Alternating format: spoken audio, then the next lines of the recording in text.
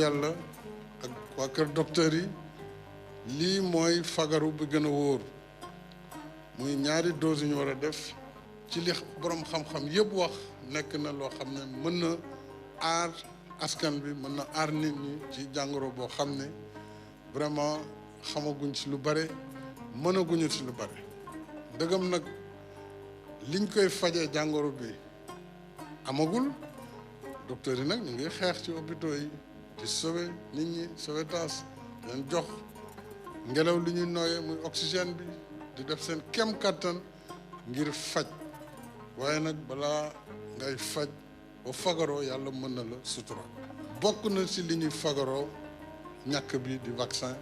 anti covid mu doon ñàkk bu jafe am ndax àdduna yëpp ñoo ko soxlaandoo juróom-ñaari milliards doomu aadama moo tax réew moo dem même ñu koy defar amuñu lu doy pour seen population bu ñu yàlla suturalee nag ba ñu am si as tuut boobu dañ ko bëgg a jaarale ci yoon te ñëpp ñi si war a jot mën si jot moo tax ñi nga xam ne ñoo nekk ci bopp réew mi joxe exemple maanaam wane ne ñoom ñàkk bi ñoo si jiitu dëggam ki lay faj mooy ñàkku nag waxatuma ki nga xam ne yow feebar bi mën na dal sa kaw kon daal ñu ngi dalalaat xel yi di ñaan yàlla ñu fagaru ngir ñu jëlee fi feebar bi li mu lor si doomu aadama bëri na dañuy ñaan yàlla rek mu yemale ko fii te loolu nag bokk na si ñu ñàkku te continuer di takk masque yi si nu anam yu mu waree di respecter lépp loo xam ne moom la waa kër docteur def a ngi sant ñëpp di gërëm ñëpp wasalaam.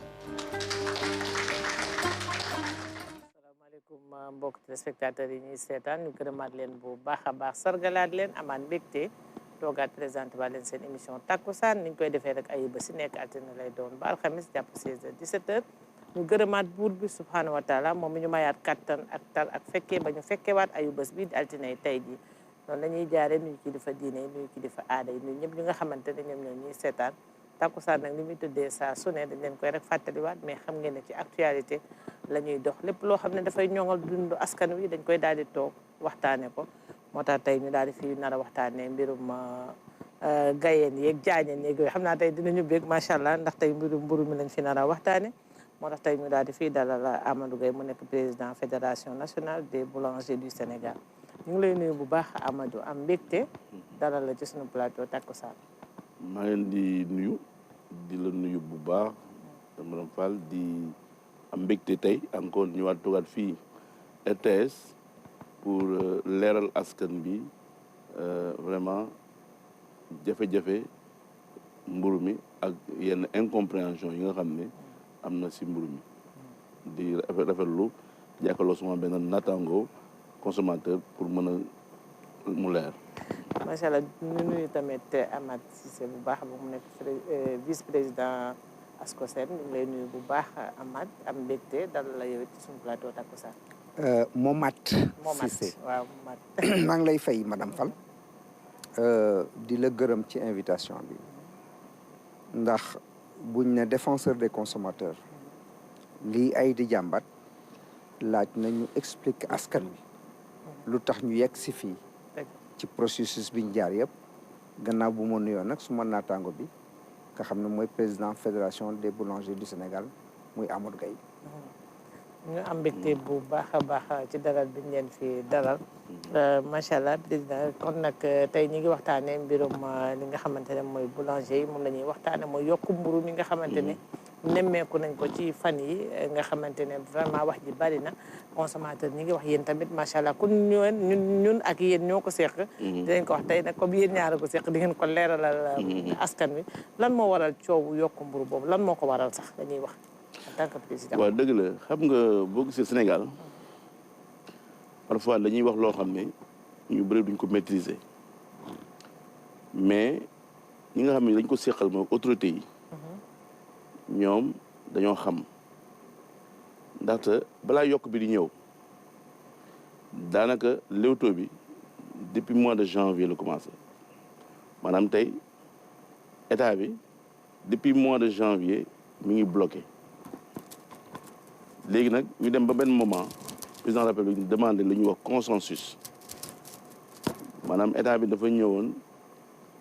déem lu nekk nag farine bi moom dafa war a yokk dafa war a yokk parce que àdduna bi yëpp farine dafa yokk ak li ñu wër yëpp farine yokk état Sénégal jàpp ni su bloqué loxoom farine bi mën a dem ba 23 500 mu ni kon damay jàppale meunier yi douane bi mu dindi TVA bi pour que ñun boulanger yi ñu mën a jënd njëg li ñu naan jëndee mu dem ba sës nag mu ni daal il faut ñu toogaat wax bi ñu toogaatee ñu defal leen lu ñuy wax structure prix pain état bi ne kon danaa continuer di maye li may maye. kon léegi li si base bi dafa la ma structure prix bi ñu toogee defat structure prix pain bi ñu gis ñun fédération bi ñu ni ko ala kulli haalin mburu kon 1 gramme 1 franc la maanaam mooy tey 200 grammes 200 francs la war a jar 100 grammes 100 francs ñun loolu mooy suñu proposition ñu taxaw si nooy ni lii mooy am. ñoom ñu xoolaat ko saytuwaat ko ànd ak si ak consommateurs yi. fu ñu fekkewul sax ñun parfois ñu xam ne ñun ñoo nekk si yoon bi nga xam ne mooy yoon mooy régler définitivement problème boulanger parce que loolu la président Macky Sall waxoon si conseil des ministres bi mu defoon 17 novembre bi fa na ñoom ñu xam ne mbir mi fi mu toll nii mënul changer il faut ñu yokk farine bi kon il faut ñu wax ak boulanger yi ñu ñëwaat woowaat ñu encore ni ñu nag d'accord nañ ni structure prix baa ngi nii di ngeen wax nekk na waaye dañ toll ci contexte boo xam ne dafa compliqué il faut ngeen xool solution parce que consensus la ñu wut ñoom ñu wax ak consommateurs yi wax ak ñun ñu jàpp ne aussi ñun dañoo bokk ci réew mi ñu ni kon dañuy xool solution mooy ñun dañuy yokk mburu mi 190 grammes la nekk ñu yóbbu ko ci 200 grammes bu ñu ko defee loolu ñu jaayee ko 175 mais sagam da ngeen wax consensus dafa am loo xam ni dañ ko ci yokk mooy premièrement li gën a important mooy du ñu nangu kenn di sàcc poids maanaam da ngeen di contrôler boulanger yi yëpp pour que ñu am même niveau de poids parce que dañoo gis ci askan bi ci boulanger yi am ñoo xam ni dañuy ñëw bind seen buntu boulangerie man maa ngi jaay 125 wala 100 francs mais nañu jàpp ni loolu nekkul poids ba méngoog moom ñu ni kon donc il faut que ñu ñëpp ñu nekk même pied d'égalité benn bis topp mooy président de la République dafa signé woon le 31 décembre 2019 benn décret boo xam ni dafay assainir secteur bi si mën nañ ko si egg après assainissement boobu ñun leen fexe leen ba décret boobu président de la République signé na xool naka lañ koy appliquer ñun ñaari conditions yooyu su ñu ko defalee incha allah dinañu mën a ànd ak yéen si ngeen wax loolu indi nag léegi keroog le 13 décembre ñu dem lu ñuy wax conseil national de la région de la consommation à Dakar pour fixer njëg li prix farine nekk 19 200 Dakar prix bi nekk 200 grammes à 100 francs tey ak suba ak gannaaw suba région yëpp gouverneur région yëpp woote nañu seen conseil régionaux tey par exemple su ngoon na am Kaolack ay Kolda ñëpp woote nañu pour ñoom tam ñu fixer seen poids ak seen njëg loolu mooy pour que sénégalais yi xam ni foofu lañ toll pour que ñu mën a avancer par rapport ak prix mu leer daal Momath macha allah si dégg li nga xamante ne monsieur Gaye wax na ko yow da nga toogal fi ñi nga xamante ne ñooy consommateur li mu wax li loo ci jàngat ak lan ngay tex ci lexo ñi nga xamante ne yàlla leen fi toogal li mu wax lu ma fekkee la ma ñaan toujours que nit bala muy gën a mën a wax dëgg mu fekkee processus bi yëpp am na ci solo parce que bu fekkee ne da ngay absenté ba pare di bëgg a wax mën nga wax loo xam ne da nga ma duwul noonu parce que décision bi nga xam ne moo indi lii comme ni mu ko waxee janvier ba léegi la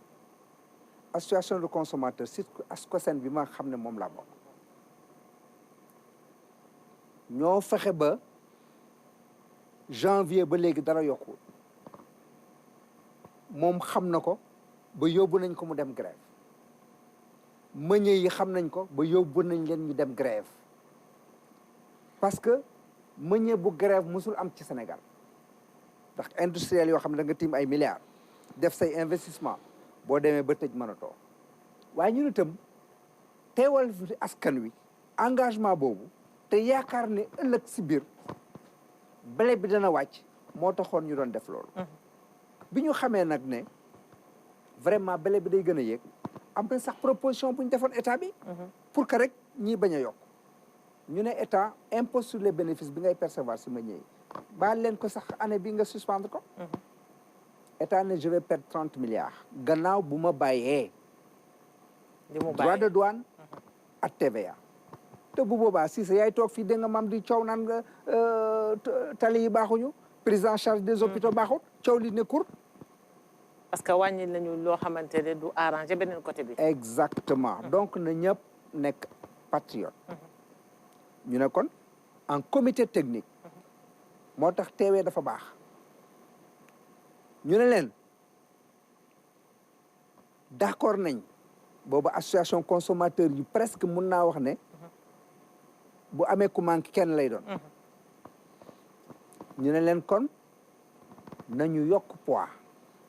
ñu wax ko administration bi ne leen dem leen ne boulangerie bi nangu nañ mais nañ yokk poids bi au moins de 10 grammes dem leen aussi ñu ne administration mën nañoo nangu mais à une deuxième condition que blé bi sur le plan international bu fekkee ne d'ici le mois de mars parce que conseil national de la consommation li ko yoon wi tëralee mooy 3 mois yi war nañ ko mën a woote man mun naa toog woote ko comme moom mun na toog woote ko bu fekkee ne soxal na ko ñu ne kon d'ici le mois de mars bu fekkee blé bi bees dafa am te mu consolidé wu ñun danañ woote conseil national de la consommation la yéegoon wàcc soit prix bi wàcc wala poids bi yokk ñaari condition yooyu ñun moom lañ tegoon nañ si la ñuy d'accord ci en réunion préparatoire parce que réunion préparatoire foog mu am ndax doo dem ba bis ba conseil national de la consommation ku nekk naan d'accord uma ci lii wala d'accord uma ci lii fa ngeen wax ma tënku d'accord bi dafa am lu ko lalu techniquement ñu soog a dem conseil national de la consommation macha allah mu doon lu am solo muy ubbite gi pour ñu leeral ponk yi bu ko defee ñu gën a mën a xuusaat ci waxtaan bi xam naa ne dinañ dem sax ba xool ci li nga xamante ne moom mooy solution bi comme ñoom ñaar ñëpp ñu ngi fi toog ma dem rek ci jëli élément dellu soit ci plateau bi. njëgu bagetu mburu mi yokku nañ ci juróomi dërëm léegi fanweer ak juróom lay jaar ñiy yëngu ci wàllum boulangerie ak ñi yor wàllum commerce rafetlu nañu ko ndax dina saafara lu bari. poids bi tamit dañu koy yokk léegi jóge na 190 ba 200 grammes direction bu commerce nag dina jël bépp matukaay ngir bépp boulangerie daal di respecter mesure bi. premier niveau de contrôle bi mooy boulangerie bi moom ci boppam parce que ñoom wax nañu ko ci conseil national de la consommation bi nekk ñoom ci seen bopp ñoom ñooy njëkk a fexe ba kenn du leen ŋàññi ci poids bi manqué waaye nag ñun tamit état dafa am taxawaay boo xam ne ni ñun mooy suñu taxawaay moo nu war mooy dem contrôler fi nga xam ne ni foofu la ñuy jaayee mburu bi ak contrôler fi nga xam ne ni foofu lañ koy defaree ndax poids bi respecté nañ ko loolu direction du commerce intérieur dina ci taxaw. consommateur bi nga xamante ni gis nañ ni que respecté wuñu poids bi mën na def réclamation bi ci bureau yi nga xam ne ni moom la ñu yor fii ci Dakar ci 833 21 12 18 réclamation bi dinañ ko taxaw incha allah. askan wi nag am nañ ci ay xalaat yu wute. bu ñu yokkee mburu bi coono kese lay indi parce que ñëpp yemuñu am na ñu am doole am na ñu amuñ doole. c'est normal aussi ñu yokk mburu loolu amul sama tam dañu parce que ku ne da nga koy xoolal tam sa liggéey rek bu fekkee ne tamit sénégalais bi fi nekk yokkati mburu bi arrangé ko bu mënee fondé dem fondé c'est simple loolu rek la état aussi foog mu jàppal tam si ñaari cas yëpp surtout ñun nga xam ne dañuy dundee mburu bi tamit day métti suñu mais ñii tamit dañuy tamit liggéey di daan seen doole c'est normal aussi. association bi xeexal askan wi ñoom nee nañu li leen ëppal solo mooy qualité bi te ñi ngi yaakaar ne bala moo yàgg njëg gi dina wàññeekuwaat. njiitu réew Macky Sall dafa waxoon ministère bi yor wàllum commerce mu def lépp lu mu mën ngir saafara jafe-jafe yi secteur bi di jànkoonteel. bu baax ci reportage bu am solo boobu monsieur Guèye seetaan nga élément bi seetaan nga askan wi di ñu ci wax lan nga ci jàngat. non mooy comme li ma wax rek mooy appréciation par exemple benn consommateur. dafa am analyse bu mu def dafa ni. ñun industrie yi waruñoo tëj say gàttal maanaam ni mu ko waxee mooy dañu war a continuer di liggéey ñun industrie yi mooy boulanger yi dañuy lu ñuy wax création d'emploi ñoo koy def mais ñun aussi dañu war a am njëg bu ñu mën a jëndee ceeb ak diwlin ak yooyu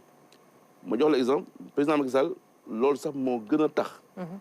mu ni wut leen consensus dafa ni carrément premier avis mooy nanguwuma benn industrie tëj boulangerie bugguma benn boulangerie tëj donc loolu mooy première réaction kon ku def loolu kon war na kon kuy comprendre na ko ñu ni kon aussi qualité mburu askan bi nee na dañu bëgg qualité mburu mais kon jot na kon ñu xamal leen ni poids yu ndaw yi mënul defar qualité il faut ñu xam ne depuis 25 ans mburu fanweer rek lay mën jël en moyenne kon loolu aussi war nañ ko xam ni dafa war a changer Sénégal dañu war a am beneen doxalin xam ni ñun aussi ay consommateurs lañ si njaboot lañ bokk lu ñu leen mën a jox rek nañ xam ni dafa war a nekk loo xam ni day arranger ñaari côté yëpp donc loolu la je pense que gouvernement pesé pour ñu mën a vraiment accepter ce principe là monsieur Cissé wax na ko sànq bi ñuy daaneel balaa ñuy dem régie ci côté poids bi nee na waxtaan ngeen ba nga xamante ne jubbu ngeen ci bu ngeen yokkee prix bi poids bi tamit mën a yokk fu ngeen toll si loolu mais loolu laa dama ne ñun ñoo wax ni état ni ko bu ngeen bëggee mbiri dox toutes les boulangeries du Sénégal dañoo war a toll le poids parce que ñun dañu am man maa ngi depuis 30 ans 40 ans maa ngi si métier bi xam nga li am solo mooy dafa am constat bu ñu def ñun am na boulanger yoo xam ni dañuy ñëw mu jaral leen ñu sàcc poids maanaam tey supposons 180 grammes lañu nekk ñu jar askan bi 150 grammes bu ñu ko defee la ñuy gagné foofu loolu ñoom amuñu si problème dañuy xaar bu waa direction de commerce ñëwee contrôler ñu fay taxe ba mais ku am par exemple plus de 101 millions wala 2 millions bu ñëwee taxe la 150 000 loolu amul perte loo ñun nag ñoo taxaw nii su ngeen bëggee ñu nangu 175 yi dañu bëgg boulanger respecté poids nga xam ne léegi kenn dootu bazarder mburu mi parce que loolu su amee rek concurrence entre les boulangers dana dañ consommateur bi aussi du lésé wu donc loolu mooy premier lu important loo xam ne ñun dañ koy kaas léegi nag ñu ni ko su ngeen ko deful danañ delluwaat fa woon na woon maanaam mooy du ñu nangooti kenn du ñu sacrifier parce que am na boulanger yoo xam ni ñun taxaw nekkuñu fii nag pour protéger tous les boulangers parce que am na décret boo xam ne moo lal boulanger yi nu mu war a mel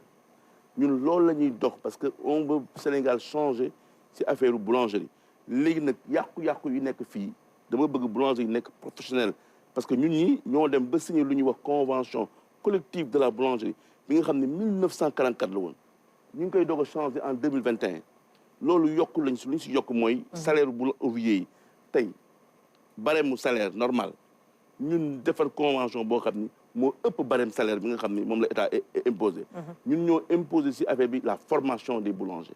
ba pare état du Sénégal war nañ jàppale pour créer école yu bëri yi pour mën a former xale yi donc loolu yëpp mi ngi si ku def loolu bëgg na avancement mais mënuñu def loolu ba pare en même temps ngay gis ay façon boulanger yoo xam ni yow man mii nekk boulanger sax bu ma fa duggee du ma fa bëgg a taxaw 1 minute donc loolu moo dakk voilà ce système-là que Sénégalais yi comprendre Fédération nationale des boulangeries il faut moderniser le secteur de la boulangerie pour que askan bi xam ni ñun fawuñu bañuñu boulanger bu ñu mere parce que loolu lañ ko wax da ngay bëgg na très important waaw ngeen organiser wu waat da ciy am solo monsieur Cissé dégg nga li nga xam ne macha allah monsieur Guèye wax na ko mu doon am lu am solo seetaan nga tamit reportage bi ñi nga xamante ne yaa leen fi toogal ñi nga xam ne ñoom ne askan bi poids bi wax nañ ci waxaatoon nga ko sànq ba mu ciy daaneel parce que poids bi tamit am na ci solo parce que tey bu ñu fekkente ne mburu bi dafa am qualité ba pare am quantité dina am solo mais bu fekkente ne yokku nañ ko ba pare mu nekk fi mu nekkoon tamit ba tey ñun ñi nga xamante ne ñooy baadoole coono bi dafay gën a yokku rek moo tax reportage bi li directeur de commerce intérieur wax am solo mooy que corps de contrôle yaa ngi fi mais ma yokk ci ne contrôle mi ngi commencé ci consommateur bi di dem ci jëndi na xool ndax la mu doon jëndee ci 190 grammes at li mu jëndee ci 200 grammes méngoo na wala méngoowul mooy ba muy jar fanweer ak léegi li muy jar fanweer rek juróom voilà ndax am na différence wala moo tax direction du commerce intérieur directeur bi ne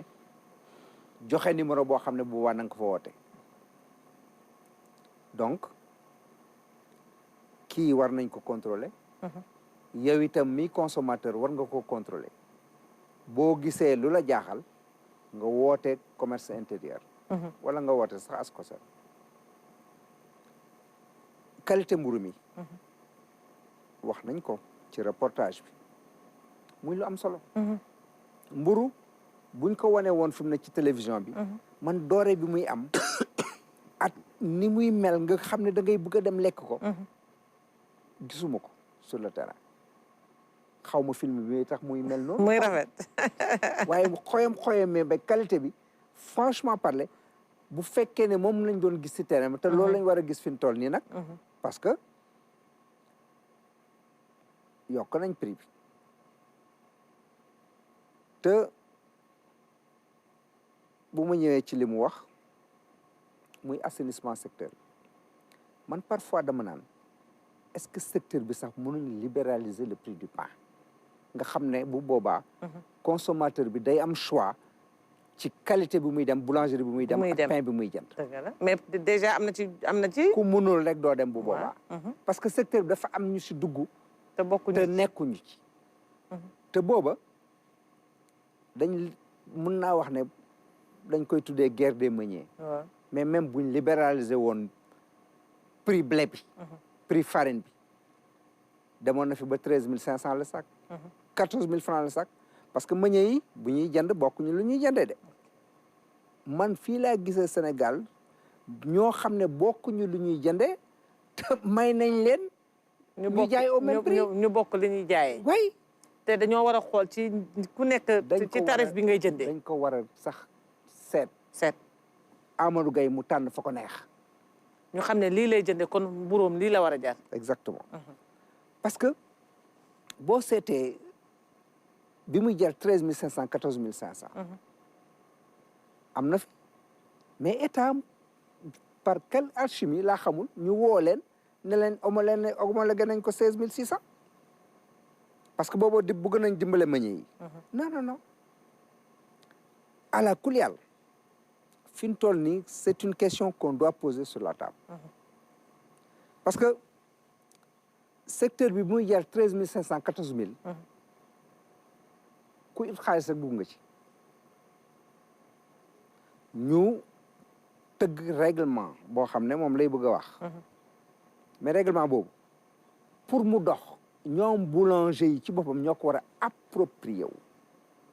parce que texte baax na trop mais ki nga koy tëggal la cible foog mu nangu approprier texte boobu doxal ko ñoom ñi ñoo ko yàq ñoo ko yàq waaw ñoo ko yàq nuñ ko yàqee da ngay gis koo xam ne moom mi am na boulangerie boo xam ne la muy def ci mburu du génn boulangerie lu tax loolu parce que bugg la def kiosque bugg la jaay ci boutique am koo xam ne nag da ko ne man bàyyi ma toj suma bopp janax ni muy tajee bopp janaxam mooy gannaaw bu mu defee ci boulangerie mu ngi ut ay pousse-pousse mu yóbbul ko ci boutique bi boutique bi naam décret bi bañu ko fa jaay mais def na sous certaines conditions d'hygiène ok conditions yoo xam ne nag naqat naa remplir certes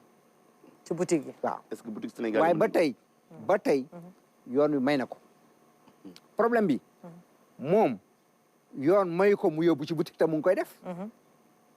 comprendre nga yoon may na ko mu installer ay kiosque te defu ko tubaab foofu li mu fa wax dafa leer daf ne la nature a horreur du vide xam nga bu ma yeewoo te bëgg sama mbur ñu ne ma boulangerie ba rek lay jaay te boulangerie ba tëj na wala xëy na bu may traverser à 6 heures du matin tali bi lëndëm na bu ma sañoon gis ko ci boutique bi yem fa te moom du ma defal kiosque nee na du ko def bu ko defee nag moo indi dégg nga maam ñu koy jaay ci boutique te tant que le décret duwul ndakaaru rek lañ koy appliquer décret c'est national te boulangerie boo génnee tey densité boulangerie nga génn ndakaaru boo demee ci région yi densité boobu amu fa doo daw 1 kilomètre pour jënd mburu nañu waxante dëgg y a pas deux Sénégalais benn lañ waaw décret bi s'il faut que ñu xoolaat ko nañ ko xoolaat mais y a pas deux Sénégalais non madame Fall kii dafa wax yoo xam ne fii jar na leeral askan bi aussi waaw certes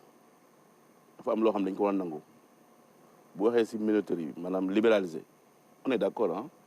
mais bu ñu ko libéraliser est-ce que ñoom boobaa nañ nangu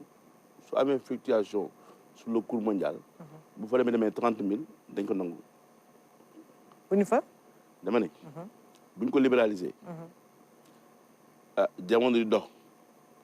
cours blé bi dem ba 500 euros par exemple. boobaa farine bi mën a dem ba 30 000. est-ce que boobaa nañu nangu farine bi dem 30 000. est-ce que boobaa nañ nangu njëgu mburu mi dem 500 yooyu tamit moo taxoon je comprends l'État mu ni ko naa si xool sama loxo moo tax mu defal leen homologation. mais li gën effectivement li gën nag mooy la libéralisation maanaam bu ñu nekkoon régime libéral xëy na peut-être mooy li gën. beneen bi mooy il faut quand même ñu leeral askan bi. lu am solo. ñun duñu ay policiers ñun boulanger yi gouvernement Sénégal moo toog ñun ni damay def benn décret. ñu ni ko décret bi dana njëriñ askan bi décret bi mooy naka la ñu autoriser boulangerie buy ubbi. naka la ñu fexee ñun ñu exister nu ñuy déclarer maanaam yow yoon maanaam tey pour nga ubbi boulangerie dafa am yoon boo war a jaar. boobu am na procédure boo war a jaar. boo war a jaar waaw. loolu mooy décret bi beneen bi ñu ni kon est-ce que anam yi jaayee mburu jaar na yoon. nga jël mburu point A livré ko point B. doo ko si vélo pousse def si ay sac poubelle. ñëw bàyyi ko si benn place. muus ba laal ko mu dugg si boutique bi. ñu jaay ko nu leen neexee kenn du ko xam ñu ni loolu décret bi da koo aaye. moom la dañ ko da koo aaye léegi moom mu ne nee na moom loolu lañ ko war a def. déedéet dama ne aaye nañ ko mais déedéet waxul daf ne may na leen ko. may na leen ko mais doonul lu nga xamante ne. non man d'abord jaar na ci kirkir waa ci li mu wax. bi ñu ko jëlee A yóbbu ko point B. boulanger bi ko yóbbu indi ko fii ñun dañoo wax ni ñun dañoo wax ministre commerce ni ko boulanger bu jéggi yoon bu jël mburu A doo ko fii rek leen ndigam. waaw léegi ci muy benn d'abord waaw ñun la boulanger bi ñun la da nga war a effectivement def ay points de vente. mais ñun gis ci terrain bi ni état bi defal décret ba pare. xool borom vélo yi di jël mburu di ko doxe nu mu leen neexee. borom pousse-pousse jël mburu nu mu jàll nu mu leen neexee. yow nga ne boulanger bi léegi ñu gis boutique bi jàkkaarloo man sama buntu four. di jaay mburu nu mu ko neexee. nga ne ma léegi man ma installé ay caisse. dem wuti banque dem lebi ay caisse moo tax man maa ni du ma digal benn boulanger. ni ko da ngay investir ay caisse. ba pare état bi deful liggéeyam. mais tey léegi nag ñun def nañ ko déglu ma. waaw man def nañ ko gis naa boulanger yu bëri jënd nañ ay caisse tey dañ ko tëj. man maa toog ay maire yi bu nekk Maris. toog naa maire Cheikh Gueye bu nekk Jëppal ñu toog liggéey defal suñu ay caisse defal ay couleur imposé ko. ñu commencé mu dox lool si boulanger yi askan bi kontaan si lool waaye ba ñuy tegee seen temps contrôle bi. nit ñaa ngi jaay mburu nu mu leen neexee qu'est-ce yooyu tëj na. création d'emploi bu anamul léegi. mais bu fekkente ne par exemple tey jii nii mburu bi nga xam ne ñu ngi koy fekk ci boulangerie. waaw nu muy tàngee ci instant bi ñu koy soxla heure bu nekk bu fekkente ne da ngeen koy indi par heure 1 heure de temps bu nekk ñu mën a fekk mburu ba xam nga mburu am na instant boo xam ne defe naa ci ngeen koy lakk ba am na benn période defe naa ci fajar gi ba 11h mburu dina arrêté mais bu fekkoon ne heure bu nekk boo ñëwee loolu ngay fekk ci li nga xam ne mooy caisse bi est-ce que dina tax nit ñi di xaar ñuy indi mburu bu tàng bi wala dinañ jógee foofu di romb caisse yi di dem ci boulanger bi. non même ñuy livrer sax mënuñu loolu maanaam mburu bi ñuy yóbbu si boutique yi mburu mu sedd la presque mais tey. mais am na ci ñoo xam ne dañuy jaay nit ñi ay mburu yu bees. non mooy loolu mooy premier quart la ak deuxième quart. waaw loolu ñaar yoon rek nga mën a am. waaw mënoo def ay troisième quart parce que c'est près de donc même pousse-pousse yi ñaar yoon la ñuy livrer si n'est-ce pas c'est la même chose sur caisse qui paye mais caisse qui dafa am solo c'est-à-dire que tey. mais caisse yi moo ëpp sécurité en plus que comme hygiène bi ngeen di wax noonu ci loolu lay ëppee solo. bëgguñu wax ni maanaam dafa am loi bi dafa ni. waaw ñaari boulangerie wala ñuy entre 500 mètres. waaw ñaari caisse 250 mètres dañ ko wàññi sax ba 200. mais yéen ñun le plus long chemin bi nga mën a dox mooy 100 mètres maanaam tey kat yow pour nga mën a jënd mburu gën saa rëy 100 mètres nga mën a dox. fii si Dakar. si Dakar non fépp la ñu wax c'est-à-dire que muy fépp muy Dakar loolu dama ne la. boo demee Kaolack loolu non dama ne la dama bëgg nga clair man waxuma ko man dëkk bi laa wax dañ ni entre 2 boulangeries loolu la ñuy wax c'est 500 mètres maximum entre 2 boulangeries c'est mooy Dakar gisoo ko loolu mais région yi ils ont la latitude ci décret bi wàññi ko d'ailleurs gouverneur Saint-Louis dafay wàññi distance yi muy benn donc ma tax dama bëgg point bu important bi mu tàmm insister ñun ba ñuy wax waxu point de vente mooy création d'emploi mooy sens xam nga décret boo ko defee da nga am sens bi li tax nga def ko création d'emploi bi mais boo ma nee ay lu ñuy wax man ay exception que ni man bëgg naa mburu fajar mais non mais attention loolu exception la. ku ne guy jàngi école. déglu ma rek non attends non il y a tellement de boulangeries. si nga dëkk bi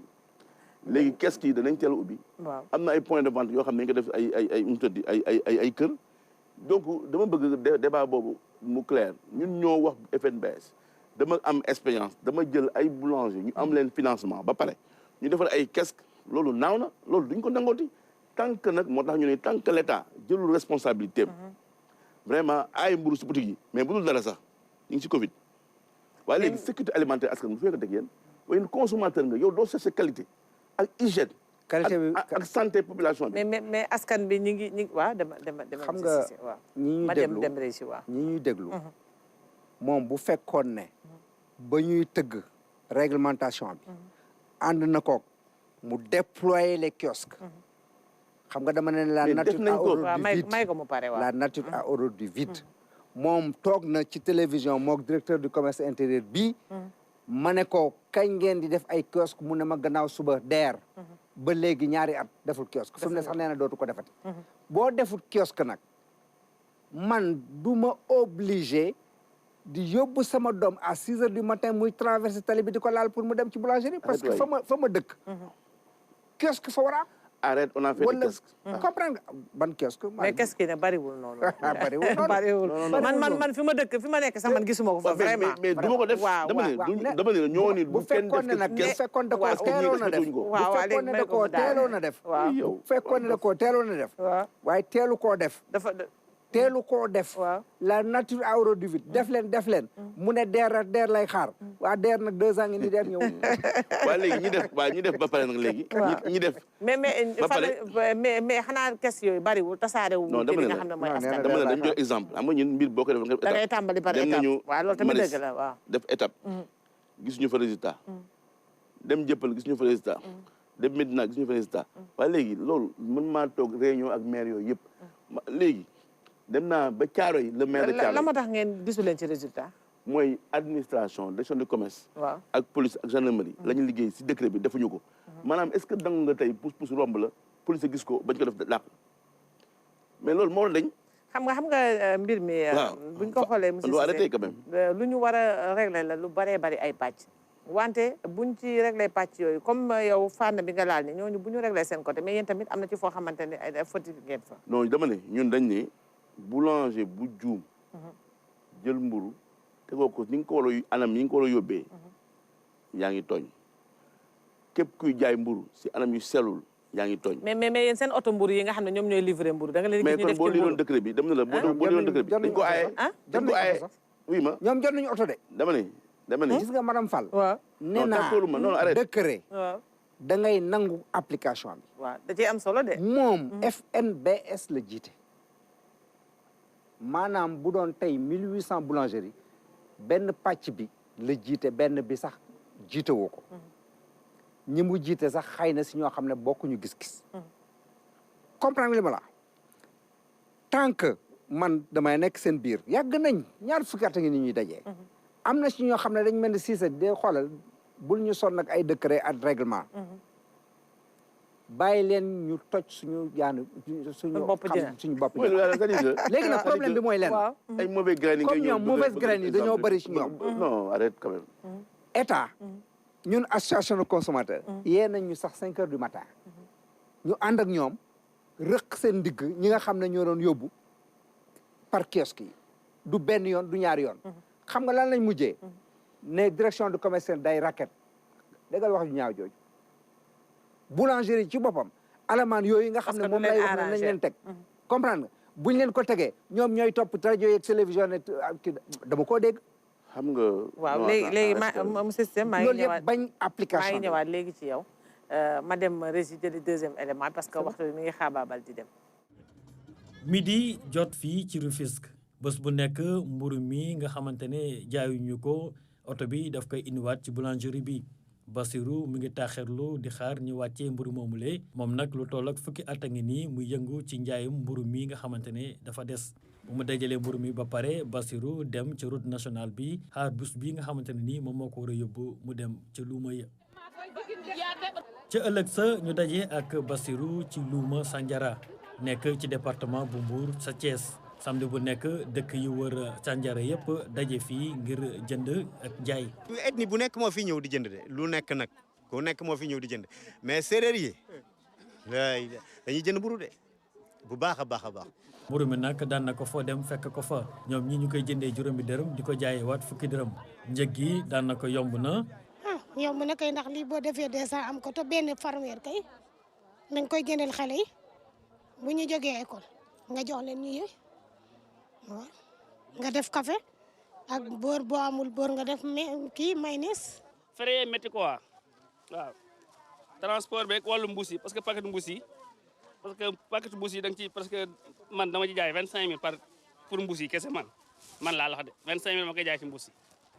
waaw wañu ko fay transport ay 35000 30000 xam nga loolu lépp boo ko bëgg a génne ci machine bénéfice moom bu des lu bari xam nga. des fois nag nga gën ci tuuti boo wecc ko 1000 francs mais des fois moom da ngay dugg ci biir. mburu mi nag ñu jàpp ne moo gën a baax ci yaram sax mburu mi nga xamante ne nii mooy mburu mu bees mi wante nag dañu war a saytu bu baax li nga xamante ne moo di cet gi. service d'hygiène dañuy ñëw fii toujours di ñuy jàpp bu fekkee ne amuñu kayit dañuy jàpp parce que dañuy wax ne képp kuy jaay loo xam ne dañ koy lekk da ngaa war a wér ba tax na ñu dañuy def visite contre visite. léegi bu ñu ko defee ci la ñuy am droit pour jaay laal mburu mi pour jaay ko. dañuy sàmmonte ak poussière bi dafa bari comme poussière bi dafa bari nag boo ko defee ci mbuus bi nii consommateur bi mën na ko jël yóbbu ko ba këram yaa ngi dégg du am benn problème bu boobaa it dina ko mën a denc nii mën a toog une semaine boo xamante ni saa yu xëyee génne benn baguette wala ñaari baguette xelli café jox njabootam du am benn problème. ndey semaine bu nekk mu ñëw ci luuma bi ngir jënd li nga xamante ni moom la war a yóbbu dëkk ba. li indi fii day jafe peut-être samedi da nga mën a ñëw pour dugg ci sareet di ñëw fii jënd mburu des fois mburu bi mën naan yegg tamit ba vendredi ngay yóotuwaat samedi pour nga jotaat ko parce que foofu amul boulangerie village la boo xamante ne sareet kese moo la mën a indi ci ville bi. bu mu noppee jël sareet bu ko war a yóbbu këram moom nag Aga Biram la dëkk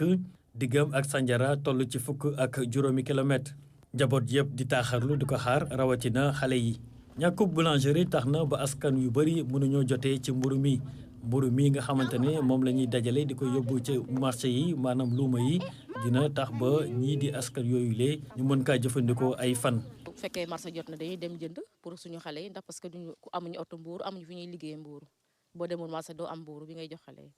moo tax bu ñuy demee marché jënd téeméer wala ay 300 loo am daal lu fekk sa loxo daal moom ngay jënd. lii nag tax na ba ñu bëri jàpp ne ñii di opérateur privé yi war nañoo war a mun a yëngu ci tabax ay boulangerie ci yenn gox yi nga xamante ni dañu xaw a sori ci réew mi ngir askan wa mën a jot ci mburu moomule. ñu gërëm Seydina Aline Fall bu baax ci reportage bu am solo boobu monsieur Guèye seetaan nga élément bi. man moo tax des fois damay toog ma ni est-ce que le président de la République signé. gars yi jàngal nañ ko bu baax. xam nga est-ce que décret bi ñu signé. président signé def ko. yaakaar naa ne est-ce que nit ñi ko la appliqué xool nañ ko bu baax li muy nar a jur. kii dafa wax ni gox yi ma nekk nii am na parti yu amul boulangerie. décret bi xam lu mu jublu. dafa bëggoon ku nekk nga toog fa nga toog ñu indi foofu boulangerie maanaam tey suñu créé les conditions.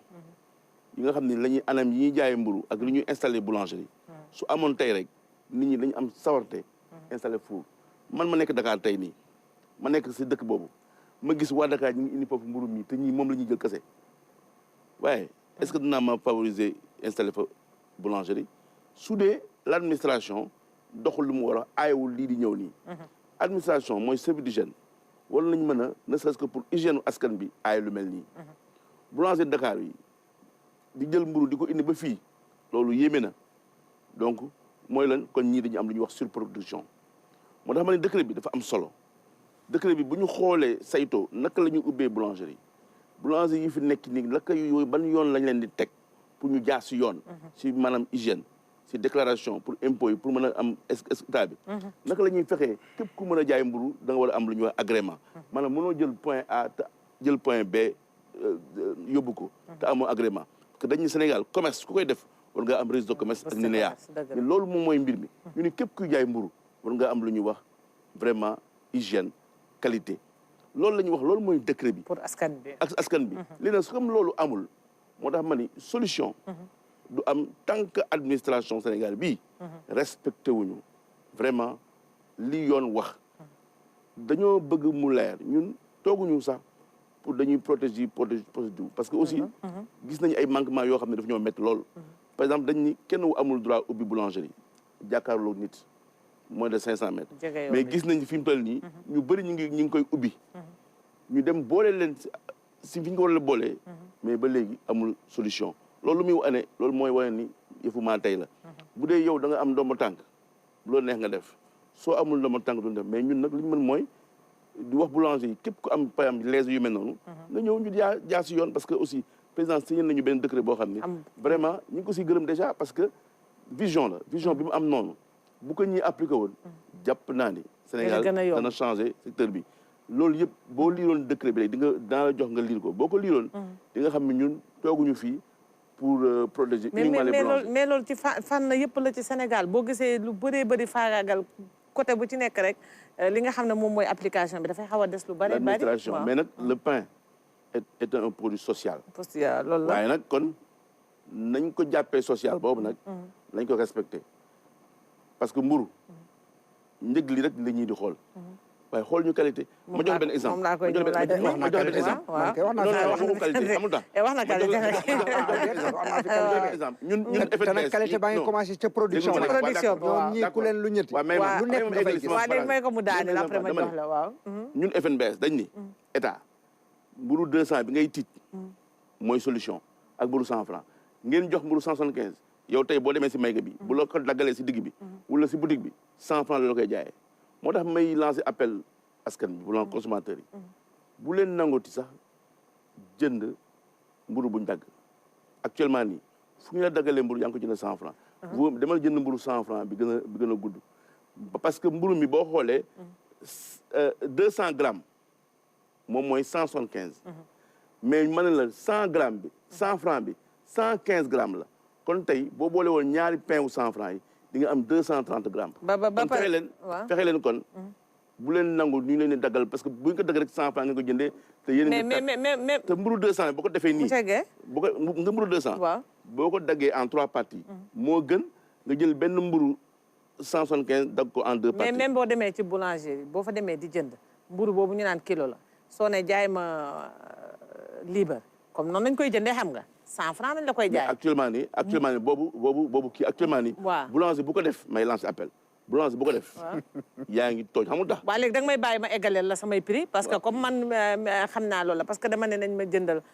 kilo ak libre ñu ne ma kilo bi libre bi 100 francs lay jar man leen mais lu tax. si boulanger nga jëndee. waaw boulanger foofu lañ ko jëndee ci mburu bi jar camp yi ñu doon wane sànq xam am na yu fukki dërëm may leen bu fukki dërëm ñu ne fukki dërëm bi fukk ak juróom lañ koy jaayee mais loolu tamit teguñu ko fenn li nga xamante ne fukki dërëm la doon jar ñu jël teg ci juróom bii jar 150 ñu teg ci juróom bii jar fukk ak juróom ñu teg ci juróom mais xam nga loolu tamit doon na ay tarif yi nga xamante ne nekkul yoon te loolu mi ngi si biir banlieue bi. non ma jox la tarif yi exact yi dama ne la 115 grammes. waaw moom la boulanger bi defar di ko jaayee 100 francs mu defar lu ñuy wax 200 grammes. waaw jaayee ko 175. defaraat beneen bu ñuy wax 230 grammes jaayee ko 200 francs loolu moo nekk si kayit yi. bu ma ñëwee si boulangerie heureusement mu wax li nekk ci kayit. déglu ma rek boulangerie bu ñëwee si boulangerie nga dugg ni ko jaay ma mburu 175. mun la xool amul mburu 100 francs bi bu la daggalee mburu boobu 80 et quelque la ko la jaayee. mooy yoon boo ko deful yow consommateur bi nag yaa am sa sañ laaj ko sa wet. 85 francs parce que 175 bu la ko daggee si digg bi du 100 francs. waaw mburu 100 francs mu poids bi moo gën a rëy. parce que mburu 115 grammes la bu ñu la ko daggalee 175 bi 100 grammes ngay am foofu. attention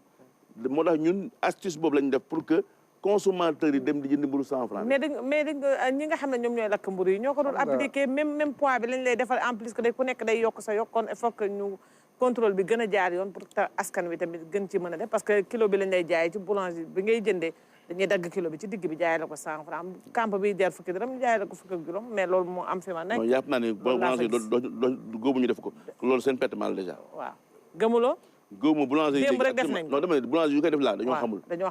xamul macha allah monsieur Cissé. nee nañ li ñu tëddee ci waxtu léegi mu jeex seetaan nga élément bi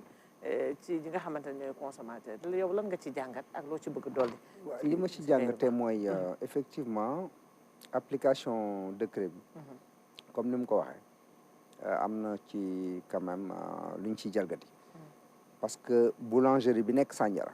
bu fekkoon ne lii ñëwul xëy na dana mën a defar lu tàng yóbbu ko ci dëkkam parce que 18 kilomètres dang la donc lu am solo la. parce que hygiène yi. am na ci solo de dafa war a commencer ci production boulangerie bi. waaye ñii boo demee seen boulangerie. xëy na sax suba doo lekk mburu mais nag lépp loo gis foog ñu jël conscience bi ki nekk ci boutique bi jël conscience bi appliquer li nga xam ne moom la décret bi wax. ki nekk ci boulangerie bi tam appliquer li décret bi wax. bu ko defee jàmm na ñooy problème du am. mais texte dana rafet dana baax. mais bu fekkee ne mënoo ko appliquer ça pose problème. te parfois dafay am ay textes yoo xam ne ñi nga xam ne ñoo ko tëgg sax ñoom ñooy njëkk a jalgati parce que ci application bi gis nañ ne diis na diisaay boo xam ne mënuñu ko def ñoom léegi nag li ci nekk mooy que li mu wax ci pain bi 60 grammes bi 115 grammes bi ñoom bu mayga bi ñëwee mun nañ ko jox aussi bi jar 100 francs mais duñ ko jox bi jar 100 francs yow wax nga ne boo ñëwee ci boulangerie bi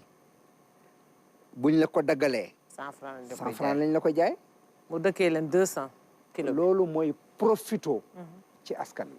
moo tax ma ne consommateur passif waratu la am